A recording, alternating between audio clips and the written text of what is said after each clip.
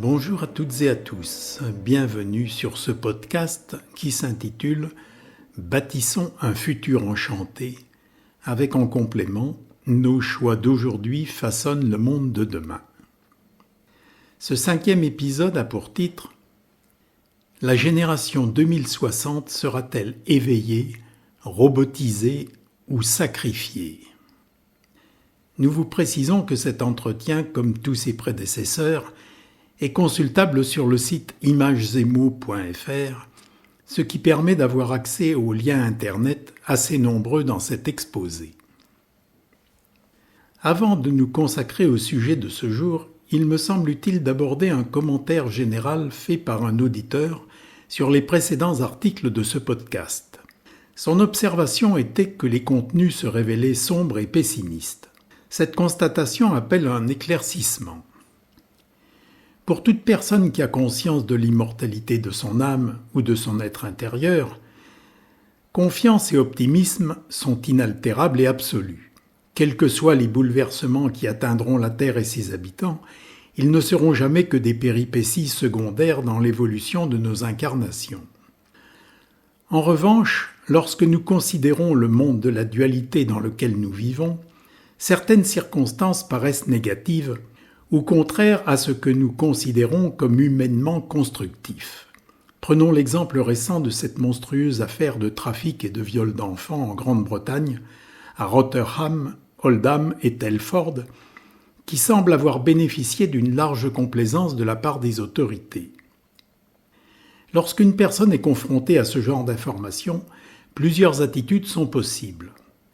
Soit elle ferme les yeux en se concentrant sur des sujets plus joyeux ou sur sa progression personnelle, soit elle minimise l'événement avec même la possibilité de nier sa réalité, tant les faits sont horribles, soit elle favorise leur divulgation afin que soient arrêtés les tortionnaires et que soient préservées des centaines de futures victimes potentielles. Certes, cette position semble concentrer l'attention du public sur du négatif. Mais ignorer ces victimes, les laisser dans l'ombre, avec le risque majeur que ce silence renforce les exactions, n'est-ce pas tout simplement manifester une complicité criminelle ? Le développement personnel peut-il montrer une quelconque réussite si l'on demeure enfermé sur soi-même, si on ne s'ouvre pas sur l'humanité entière, en œuvrant pour faire cesser autant que possible la souffrance de celles et ceux qui nous entourent ?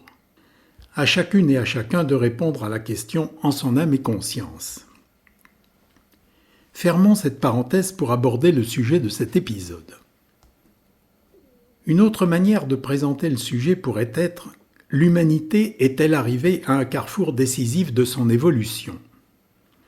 Ce n'est pas la première fois que nous entendons ce genre d'avertissement ou de prophétie. Nombre d'événements tragiques ou radicaux dans notre histoire ont fait naître cette sentence sous la plume de philosophes ou d'historiens. Ce qu'on nomme révolution industrielle, révolution informatique, sont les deux plus récentes étapes de ces jalons majeurs. Mais elles sont aujourd'hui dépassées par une nouvelle venue beaucoup plus profonde. Depuis notre apparition sur Terre, nous avons traversé de multiples stades. Le paléolithique, l'épipaléolithique, le mésolithique, le néolithique, avec le développement de l'agriculture, puis notre installation dans un univers social, la naissance des religions, des philosophies, etc. Chacun de nous a appris ces processus dans les livres d'histoire. Les civilisations, les empires, les royaumes grandissent, s'épanouissent et disparaissent dans un cycle permanent. Pourtant, malgré l'abîme insondable qui semble séparer l'Australopithèque vivant il y a 2,5 millions d'années d'un Platon, d'un Spinoza, d'un Carl Gustav Jung ou d'un Albert Einstein, tous ces êtres symbolisent les degrés d'un affinement progressif de l'humain et d'une évolution que l'on pourrait qualifier d'unidirectionnelle. Le corps physique s'est poli, s'est perfectionné, l'intellect s'est développé, la réflexion s'est complexifiée. Au cours de ces millénaires, la notion de changement radical est souvent apparue. Le préhistorien Vere Golden Child, par exemple, qualifie de révolution le développement de l'agriculture aux environs de 9000 ans avant Jésus-Christ. il serait possible d'apporter le même qualificatif à la création des villes et des États 5000 ans plus tard, puis à la naissance du commerce, à l'apparition du bouddhisme, à l'éclosion du christianisme ou à celle de l'islam. Pourquoi avons-nous affirmé dans l'ouverture de cet article que l'humanité est, en ce début de XXIe siècle, à un carrefour décisif de son histoire?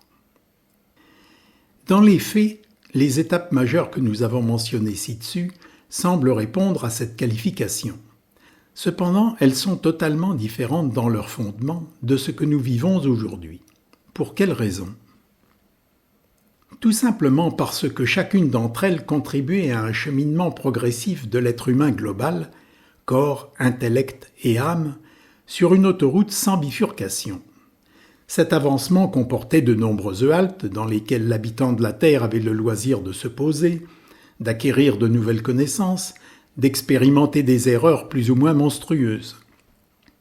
Il donnait parfois l'impression de repartir en arrière, de répéter les mêmes fautes, de stagner, puis reprenait son chemin dans une direction qui lui paraissait meilleure. Mais un fait était immuable. La destination finale de l'autoroute n'avait jamais fondamentalement changé.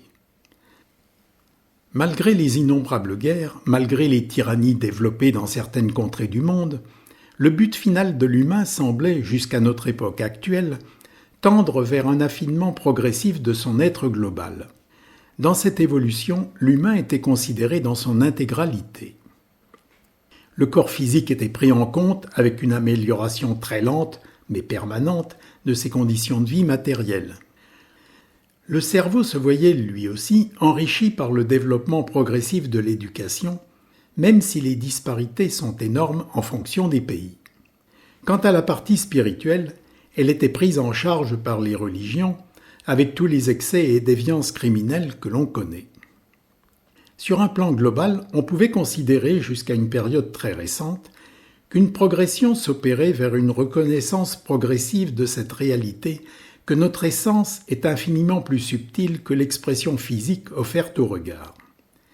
Comme l'a si bien exprimé Teilhard de Chardin, je cite, « Nous ne sommes pas des êtres humains vivant une expérience spirituelle, nous sommes des êtres spirituels vivant une expérience humaine. » Fin de citation.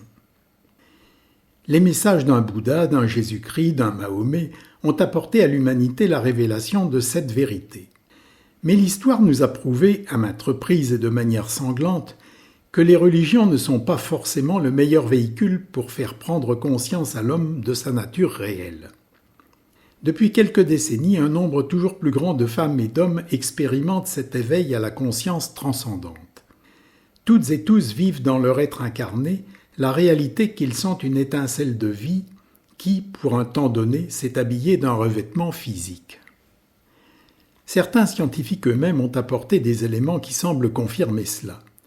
Nous rappellerons simplement les ouvrages de Jan Stevenson, qui a consacré sa vie à recenser et décortiquer avec un soin minutieux les innombrables cas de souvenance des vies antérieures. Il est tout de même très intéressant de constater que, contrairement à certaines croyances, par exemple la Terre plate, notre planète centre de l'univers, etc., qui ont été balayées au fil du temps par la connaissance scientifique et les observations, la réincarnation subit un phénomène inverse. Apparue dans des temps très anciens, le Rig Veda, non seulement elle n'a jamais été démentie, mais bien au contraire, les connaissances récentes sembleraient plutôt apporter des confirmations à sa réalité.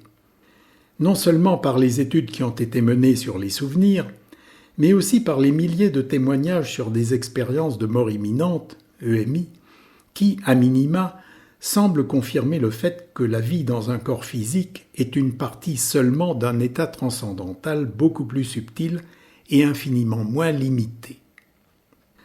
Ce sont tous ces éléments qui tendent à conforter le fait que, jusqu'à la période que nous vivons actuellement, l'autoroute empruntée par l'humanité semblait rectiligne. Aucune bifurcation ne s'annonçait à l'horizon. Parti d'un véhicule physique brut et rugueux, l'être humain se dirigeait, avec plus ou moins de chaos et d'ornières, vers une conceptualisation puis une reconnaissance de ce qu'il est en réalité, à savoir une conscience habillée temporairement d'un revêtement physique, tout comme l'acteur endosse un personnage de fiction qu'il délaisse lorsque la pièce est terminée. le concept fondamental de l'être humain n'était pas remis en cause. Deux questions se posent alors. En quoi consiste ce carrefour décisif dont il a été fait mention précédemment? Et à quel moment est-il apparu? Nous répondrons d'abord à la seconde interrogation, la réponse étant beaucoup plus simple que pour la première. Celles et ceux qui se passionnent pour l'astrologie ont sans doute entendu parler depuis plusieurs décennies de la prochaine entrée de l'humanité dans l'ère du Verseau. Sans entrer dans des détails qui de toute manière ne nous paraissent pas d'une importance majeure, rappelons que cette subdivision en période de 2160 ans naît du phénomène astronomique de la précession des équinoxes. Les avis divergent sur le moment où nous basculerons de l'ère des Poissons à celle du Verseau. D'une part, il est évident que cette transition s'effectue de manière progressive. D'autre part, la nature de la révolution que nous vivons actuellement est suffisamment préoccupante pour que nous nous affranchissions d'un phénomène astral sur lequel nous n'avons aucune prise. À quelle période cette bifurcation est-elle apparue sur notre autoroute? Sans nul doute lorsque la notion d'intelligence artificielle est née dans l'esprit humain, c'est-à-dire dans les années 1950. C'est l'époque où Alan Turing se pose la question de savoir si une machine peut penser. Le terme lui-même créé par John McCarthy a été défini par Marvin Lee Minsky comme, je cite, « la construction de programmes informatiques qui s'adonnent à des tâches qui sont, pour l'instant, accomplies de façon plus satisfaisante par des êtres humains, car elles demandent des processus mentaux de haut niveau tels que l'apprentissage perceptuel, l'organisation de la mémoire et le raisonnement critique. » Fin de citation. Aujourd'hui, en ce début de 2025, le concept d'intelligence artificielle est de plus en plus répandu et appliqué dans le monde qui nous entoure. Ses facettes présentes et futures sont innombrables, allant de l'aide au diagnostic dans le domaine médical jusqu'aux systèmes utilisés dans l'aéronautique, en passant par le trading algorithmique utilisé dans la finance, ou encore la prévention des crimes et délits. Autant dire que nous baignons, sans nous en rendre compte le plus souvent, dans un monde qui utilise toujours davantage l'intelligence artificielle. Alors pourquoi se poser la question angoissante d'une prochaine bifurcation majeure, puisque nous sommes déjà envahis par cette IA qui, reconnaissons-le, nous rend d'innombrables services? Tout simplement parce que c'est réellement depuis une petite décennie que le basculement radical s'est produit, lorsque les capacités de l'IA ont commencé à autoriser une interaction profonde, d'une part avec ce qui constitue notre matrice physique d'être vivant, à savoir notre code génétique, et d'autre part avec l'un des éléments majeurs de notre manifestation terrestre, notre cerveau. Parce que, au milieu de cette aide précieuse dont nous gratifie l'IA au cœur de notre vie quotidienne, se profile dans certains esprits l'idée de remplacer carrément l'être humain par une intelligence artificielle hautement développée, voire de connecter les deux. Pour synthétiser, disons que ces concepteurs à la Frankenstein prennent le contre-pied total de ce qu'affirmait Teilhard de Chardin. Dans leur optique, l'être humain n'est plus cette conscience revêtue de chair, dont la finalité est double, améliorer son passage sur Terre par l'intelligence, la créativité, l'amour et l'empathie, puis retrouver in fine son pur état originel transcendé, l'être humain devient une pure machine biologique limitée, ce qui est vrai, imparfaite, qu'il convient de connecter, voire à terme de remplacer, par une technologie immortelle et infiniment plus performante. Cette vision repose sur plusieurs fondements. Certains sont justes, mais le correctif qui est apporté est particulièrement douteux. Dans son parcours terrestre, l'être humain est limité, c'est une évidence. Il l'est par l'espace, par la force de gravitation, par la durée de sa présence dans un corps, par le vieillissement inéluctable de celui-ci. Depuis qu'il est apparu, il redoute la mort et la supposée fin totale de son histoire personnelle. De quelle manière résoudre ce problème en apparence insoluble? Seules deux solutions existent. La première est celle que développent toutes celles et ceux qui ont repris contact avec leur essence fondamentale, qui ont vécu l'expérience que leur passage sur Terre n'est qu'un rêve temporaire dans une vie consciente libre de toute limite. Sri Aurobindo a développé cette conception de notre évolution qui, d'après lui, je cite, « est à chercher dans le développement de nos capacités spirituelles ». un développement plus radical des capacités spirituelles déjà explorées par l'humanité aboutirait selon lui un jour à l'éveil d'une dimension encore tout à fait inconsciente. La manifestation d'une telle dimension de conscience marquerait le saut évolutif propre à la manifestation d'une nouvelle espèce. Fin de cette citation empruntée à Wikipédia. Un très grand nombre de guides d'enseignants, morts ou vivants, ont partagé leurs expériences d'éveil à la conscience. Ils sont les preuves incarnées que notre essence fondamentale ne se résume aucunement à quelques milliards de cellules périssables apparues sur Terre et à la croyance en un moi personnel temporaire. La seconde solution est radicalement différente. Pour certains visionnaires contemporains, les solutions aux problèmes de nos limitations et de la mort sont tout autres. Pour eux, l'âme, la conscience, l'esprit, quel que soit le nom que l'on donne à cette étincelle en chacun de nous, n'ont aucune existence. L'être humain est juste un condensé de chair, de neurones porteurs d'informations, de cellules complexes que la nature a engendrées péniblement, mais qui se révèle aujourd'hui par ses limitations et ses imperfections, tout à fait obsolètes et indignes de la grande image d'une Terre supérieurement évoluée. Il y a quelques décennies, l'idée de congeler le défunt apparaissait comme une perspective à développer. Un milliardaire, car de toute évidence ce genre de projet ne concerne jamais le commun des mortels, atteint d'une maladie incurable aurait ainsi la possibilité d'hiberner jusqu'à ce qu'il soit réveillé au moment où une thérapie deviendrait disponible pour combattre sa pathologie. Bien sûr, cette conception à la hibernatus n'est plus vraiment d'actualité, puisque certains cerveaux scientifiques ont découvert des solutions infiniment plus performantes. Certes, cette hybridation de l'être humain avec une IA consciente, voire à terme son remplacement pur et simple, ne se feront pas tout de suite. Cela ressemble encore à de la science-fiction. Mais est-ce bien sûr ? Nous sommes passés en moins de 70 ans d'un ordinateur qui occupait une pièce entière à un smartphone pliable qui contient des milliards de données, et en 2 décennies d'une disquette de 1 mégaoctet, arrêtée seulement en 2011, à une nano SD d'1 cm² qui contient l'équivalent de 512 000 disquettes. Sommes-nous vraiment certains que l'évolution radicale que nous préparent certains cerveaux dystopiques est si éloignée que cela de notre présent ? L'un des chantres français les plus excités, virulents et médiatiques de cette métamorphose promise est Laurent Alexandre, le créateur de Doctissimo en l'an 2000. Il est facile de trouver sur YouTube d'innombrables vidéos dans lesquelles il expose ses conceptions sur des sujets très variés. La provocation est une des marques distinctives de ses interventions, mais au-delà des excès volontaires et des démesures outrancières dont il est coutumier, il est instructif d'écouter avec attention ces révélations qui préfigurent sans doute l'une des possibilités évolutionnistes de l'être humain.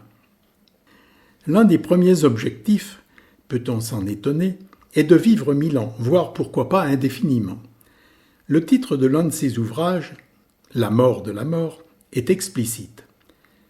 Dans l'une de ses vidéos intitulée « Le recul de la mort, l'immortalité à brève échéance », Laurent Alexandre au TEDx Paris 2012, il annonce d'emblée que cette augmentation très rapide de notre espérance de vie peut être opérée dès le XXIe siècle. Ce miracle, si l'on peut dire, et beaucoup d'autres seront rendus possibles grâce aux technologies NBIC. N, nanotechnologie, B, biotechnologie, I, intelligence artificielle, C, sciences cognitives. Comme pour toute évolution scientifique, les aspects positifs, constructifs, voisinent avec les dérives plus ou moins inquiétantes.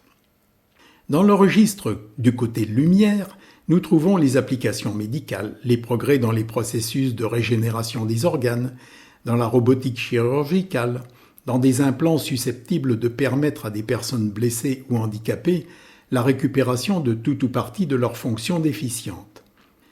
Dans le registre que l'on peut qualifier d'obscur, nous trouvons en particulier ce qui est nommé l'interfaçage de nos cellules avec des composants électroniques, y compris avec nos neurones. Bref, le fait de manipuler le vivant, la conscience primaire de qui nous sommes, avec tout ce que cette ouverture abyssale sur les manipulations envisageables peut générer comme dérive. La rapidité avec laquelle la science abolit les barrières techniques laisse d'ailleurs pantois.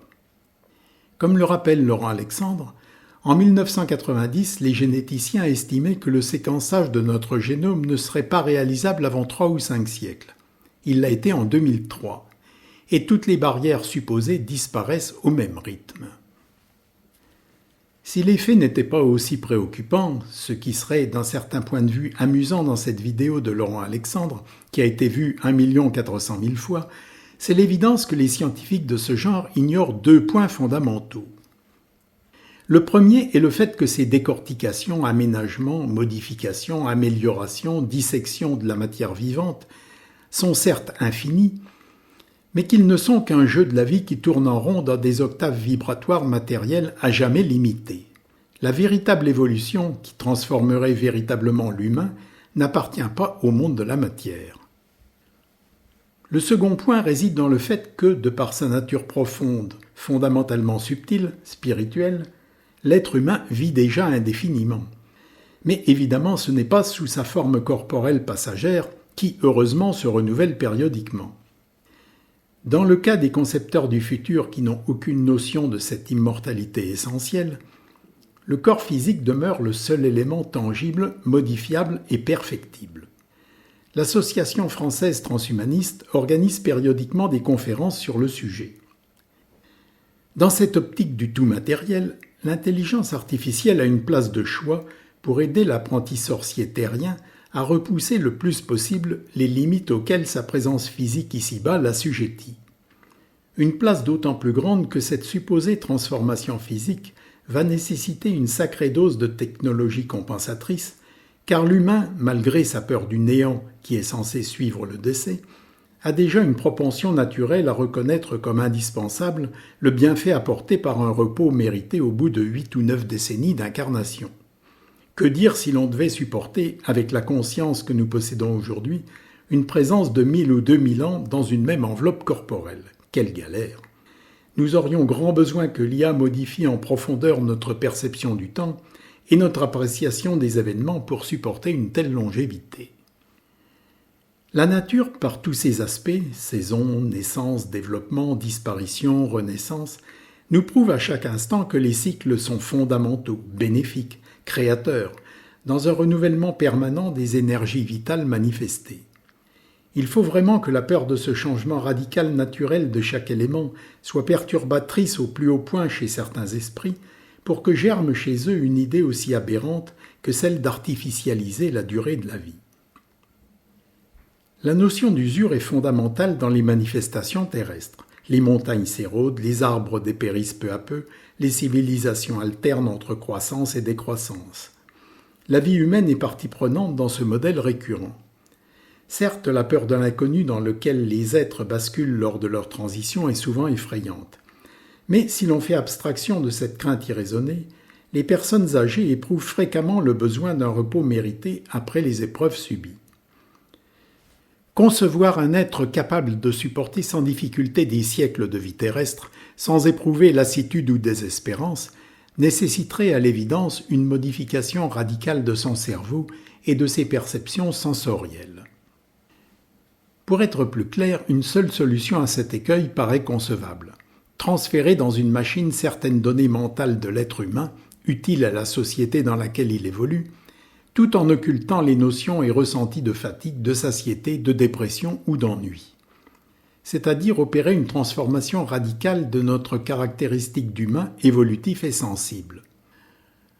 En l'occurrence, les seules marques d'évolution concerneraient uniquement les capacités informationnelles et physiques qui seraient susceptibles d'être perfectionnées au fur et à mesure de la progression des connaissances techniques ou en fonction des besoins de la classe dirigeante.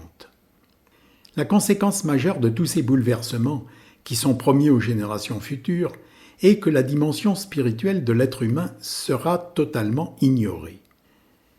Il est intéressant de se référer à Rudolf Steiner, créateur de l'anthroposophie, qui, dans une vision prophétique tout à fait bluffante, mentionnait, lors d'une conférence faite le 7 octobre 1917, chapitre 5 de l'ouvrage « La chute des esprits des ténèbres », page 105, que, je cite, « Autrefois, au concile de Constantinople, l'esprit a été éliminé, on a institué un dogme.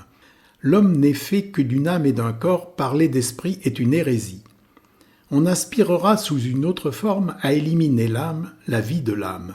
Et le temps viendra dans un avenir peut-être pas très lointain, où, lors d'un congrès comme celui qui s'est tenu en 1912, on verra se développer encore tout autre chose, où de toute autre tendance feront leur apparition, où l'on dira « parler d'esprit et d'âme, c'est pathologique ». Seuls sont bien portants les gens qui ne parlent jamais que du corps. On considérera comme un symptôme pathologique le fait qu'un être humain se développe de façon telle qu'il en vienne à penser qu'il existe un esprit ou une âme. Ces gens seront des malades, et l'on trouvera, soyez-en sûrs, le remède qui agira sur ce mal. Dans le passé, on a éliminé l'esprit. On éliminera l'âme au moyen d'un médicament. En partant d'une, entre guillemets, saine vue des choses, fermez les guillemets, on trouvera un vaccin grâce auquel l'organisme sera traité dès la prime jeunesse autant que possible, si possible dès la naissance même, afin que ce corps n'en vienne pas à penser qu'il existe une âme et un esprit. Les deux courants, les deux conceptions du monde s'opposeront radicalement. Fin de citation. Dans la conférence numéro 13, en date du 27 octobre 1917, page 255-256, Rudolf Steiner renouvelle son avertissement de manière encore plus claire. Je cite. « Je vous ai expliqué que les esprits des ténèbres souffleront à leurs hôtes, aux hommes qu'ils habiteront, de découvrir un vaccin qui puisse, dès la prime jeunesse, par la voie du corps, extirper la tendance à la spiritualité. On vaccine aujourd'hui contre telle ou telle maladie. À l'avenir, on vaccinera les enfants à l'aide d'un produit que l'on peut très bien composer et qui empêchera les enfants de développer en eux les « folies » entre guillemets, de la vie spirituelle, folie dans la perspective matérialiste bien entendu. Il existe déjà 2 livres qui ramènent la naissance du christianisme à l'activité au début de notre ère d'un être psychiquement et spirituellement anormal qui aurait vécu en Palestine sous le nom de Jésus et qui aurait somme toute inoculé le christianisme aux humains en agissant par ses anomalies psychiques. Il existe donc 2 livres consacrés à la pathologie du Christ. Je le disais tout à l'heure, ce sont là d'innocents débuts littéraires. Mais tout cela vise à trouver pour finir le moyen de vacciner les corps afin que ne s'y développe pas la tendance aux idées spirituelles et que leur vie durant, les hommes ne croient qu'à l'existence de la matière que perçoivent les sens. Tout comme on vaccine contre la phtisie, on vaccinera contre la tendance à la spiritualité. » Fin de citation. Ces affirmations étrangement prémonitoires concordent malheureusement de manière fort troublante avec ce que nous vivons actuellement. Une forte pression pour imposer la laïcité, associée aux intentions de manipuler l'humain qui viennent d'être évoquées. Nous n'entrerons pas dans le débat soulevé par certains sur la nature profonde des vaccins qui ont été récemment quasi imposés à une grande partie de l'humanité. Ont-ils seulement pour but de créer une immunité, bien peu durable d'ailleurs, contre le virus de la Covid-19, ou bien recèlent-ils une autre mission ? Nous le saurons peut-être un jour. Ce qui est certain, c'est que depuis quelques années, des recherches actives sont menées dans le monde sur la manière d'interférer sur le cerveau humain. Dès le milieu des années 50, le programme MKUltra et ses annexes avaient pour but de travailler sur le contrôle possible du cerveau. En novembre 2014, un article de Futura Science mentionnait les études sur la protéine magnéto génétiquement modifiée, capable de contrôler à distance le cerveau et le comportement. Le 19 octobre 2021, un article paru sur la chaîne humaine.com détaillait les avancées dans la guerre cognitive, nouvelle évolution dans les techniques de combat très éloignée de celles qui prévalaient jusqu'à présent. La guerre cognitive cherche à changer non seulement ce que les gens pensent, mais aussi la façon dont ils agissent, a écrit le gouvernement canadien dans sa déclaration officielle sur le défi. Les attaques contre le domaine cognitif impliquent l'intégration de capacités de cybernétique, de désinformation, misinformation, de psychologie et d'ingénierie sociale. Toutes ces avancées ne sont plus du domaine de la science-fiction futuriste, mais sont étudiées en ce moment même par l'OTAN, entre autres organisations, dans le secret des laboratoires. Sommes-nous donc si éloignés que cela des délires de ceux qui voient l'avenir de l'être humain comme une métamorphose radicale de son expression formelle grâce à l'intelligence artificielle ? Pourtant, il existe un dernier obstacle à franchir pour que l'humanité emprunte la branche X1 de l'autoroute qui s'offre à nous sous les aspects bienveillants d'une sécurisation bénéfique de nos vies et d'une amélioration de nos potentialités. Il s'agit de l'acceptation de son engagement dans cette direction. Cette condition peut sembler secondaire. Jusqu'alors, nous avons vécu de multiples transformations de notre vie quotidienne. Et, reconnaissons-le, souvent avec enthousiasme. Nous apprécions les transports toujours plus confortables, les merveilles technologiques qui nous facilitent la vie, les ordinateurs, les smartphones, les jeux vidéo qui nous propulsent dans un monde virtuel, et même ce qui peut apparaître comme plus contraignant ou pernicieux, comme par exemple l'entassement dans des mégalopoles toujours plus étouffantes.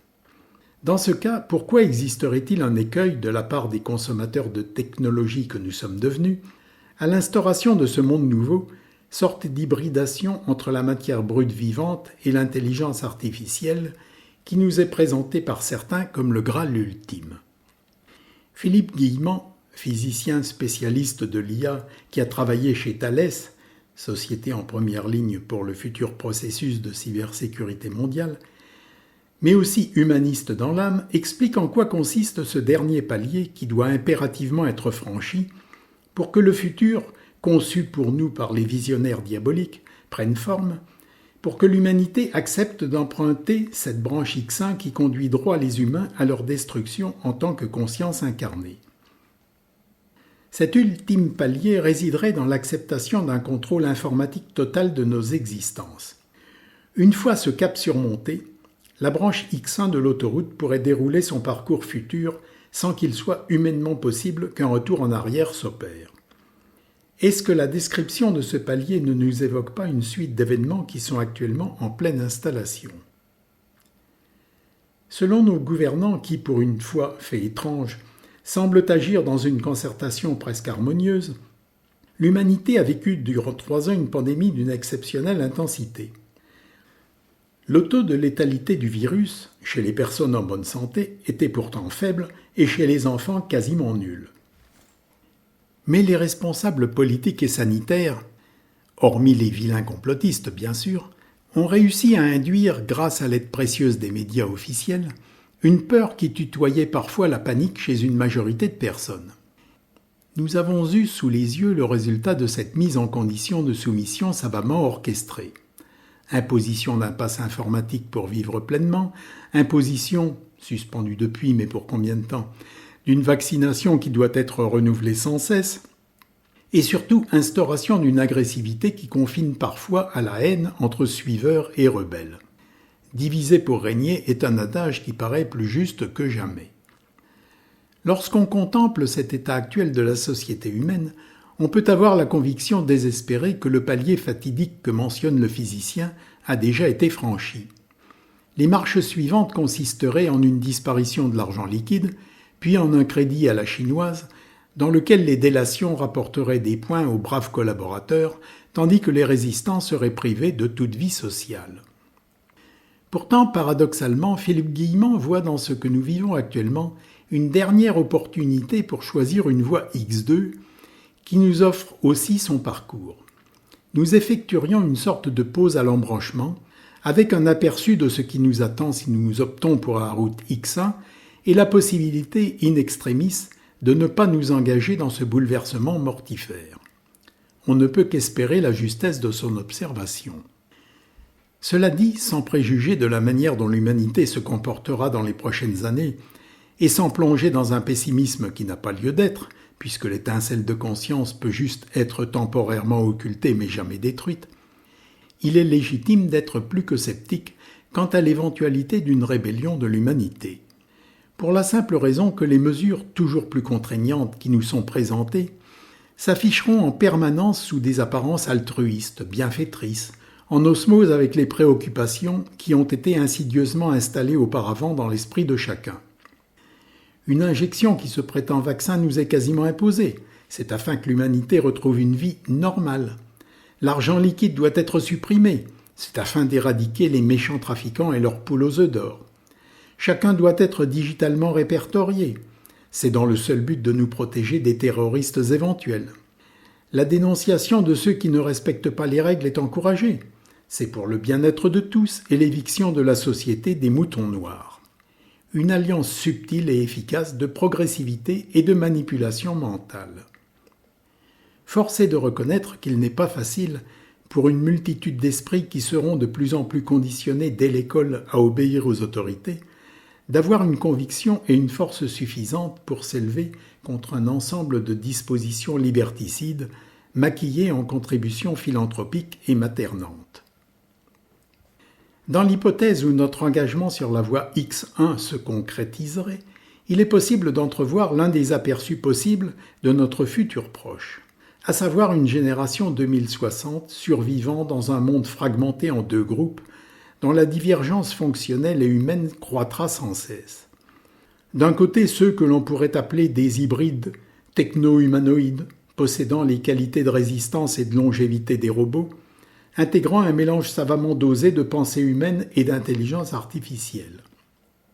De l'autre, une frange minoritaire d'humains qui prendront progressivement conscience de leur réalité ultime et, de ce fait, ne se réincarneront sans doute plus sur une Terre dont les expérimentations auront perdu toute utilité pour leur évolution. Dans l'hypothèse où cette scission serait effective, il serait alors juste de décrire la période que nous vivons actuellement comme celle qui a placé devant nos yeux le carrefour décisif de notre histoire évolutive.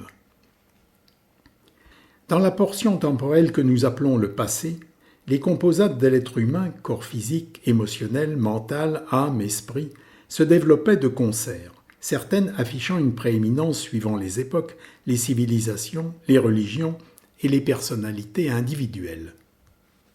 Dans la voie X1 de l'autoroute, ainsi que le prédisait Rudolf Steiner, la portion majeure de l'être humain, en l'occurrence sa conscience intérieure, serait, non pas éradiquée puisqu'elle est immortelle et indestructible, mais occultée, effacée autant que cela puisse se faire de son véhicule terrestre d'expression. Si les récits concernant la disparition de l'Atlantide ont un fondement réel, il serait dès lors possible de dessiner le processus d'extinction de cette hypothétique prochaine race de mutants. Si nous concevons cet univers futur à la lumière de ce qui nous est prédit aujourd'hui, il sera dépendant, de manière importante, voire totale, d'une informatique hautement développée. Ce qui implique que la moindre anomalie magnétique terrestre, un excès ponctuel de radiation solaire, serait aisément capable, en quelques jours, de rayer de la surface terrestre un monde entièrement construit sur les échanges d'informations matérielles. Au bout du compte, ce qui est le plus regrettable, ce n'est pas tellement le fait qu'une majorité de l'humanité accepte de s'engager sur la bretelle X1. Il est tout à fait concevable et recevable qu'un grand nombre de personnes voient dans l'intégration de l'intelligence artificielle au cœur de nos vies un progrès enviable et enrichissant. Pourquoi pas ? Le problème majeur est que l'immense majorité de cette frange humaine n'a pas la moindre conscience de ce qu'implique cette acceptation passive d'un univers hybridé. En l'occurrence, une orientation de notre évolution générée par des motivations négatives, peur, angoisse, menace, et dont le but est très loin d'être, quoi qu'on nous affirme, notre bonheur et notre sécurité, ne peut avoir que des résultats en résonance avec ses fondements créateurs, c'est-à-dire pernicieux et funestes. Il est d'autant plus urgent et impératif que le plus grand nombre d'êtres humains soient informés de ce qui nous est préparé par certaines soi-disant élites intellectuelles, financières, scientifiques et politiques. Dès lors, chacun pourra effectuer ses choix en connaissance de cause. Cette prise de conscience seule suffira-t-elle à réveiller un nombre suffisant de personnes pour que l'orientation globale de l'humanité change de cap ? Le futur dans lequel ces générations naîtront nous l'apprendra. La gestion hautement intelligente et manipulatrice de la pandémie par nos gouvernants a définitivement installé un fort pourcentage de nos frères humains dans l'état hypnotique de moutons obéissants. Nos animaux à laine se dirigent vers l'abattoir sans en avoir conscience.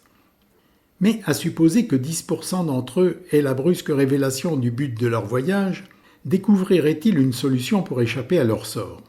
Dans leur cas, c'est fort improbable. En comparaison de leurs limitations, les capacités humaines de réaction paraissent plus solides.